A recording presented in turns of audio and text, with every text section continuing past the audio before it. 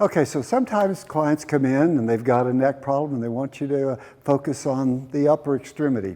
Sometimes they come in, they got a low back problem, knee problem, ankle problem, something like that. They want you to focus on the lower part of the body.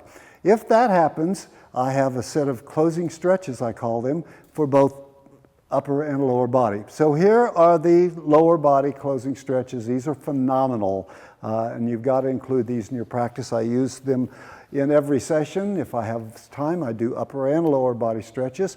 I take MJ's knee here to 90, and I'm going to bring it to the ipsilateral armpit. This is trunk flexion. I'm checking her trunk flexion now. See how this hip's coming off the table a little bit? Trunk flexion. She's really good. That's plenty good.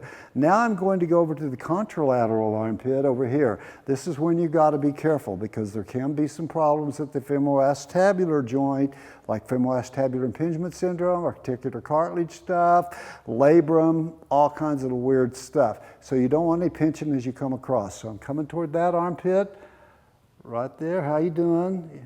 No problem. She has no problem there. Typically, if you can get past midline like that, they're cool. Without pain, they're cool. Okay, so I'm just going to give it a good stretch, though, anyway. To get a better stretch, I might do this, too, but that's good. Okay, so give her a stretch there.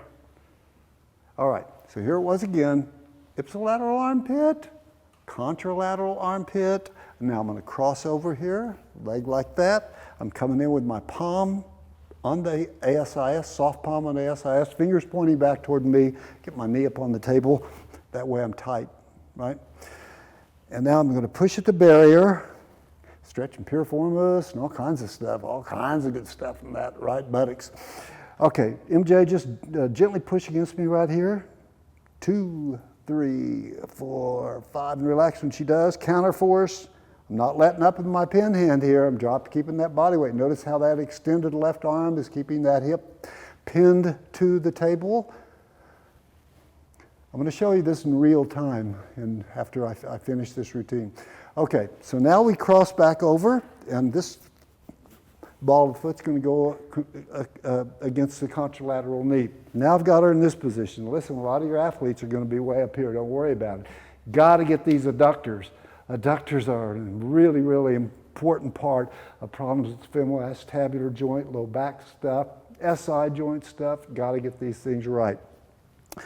Both hands, counter force. Notice how I try to get my body on top. Anytime you can, get your body on top. Otherwise, you're doing this stuff. You're muscling them, and you will not have longevity in this profession if you don't.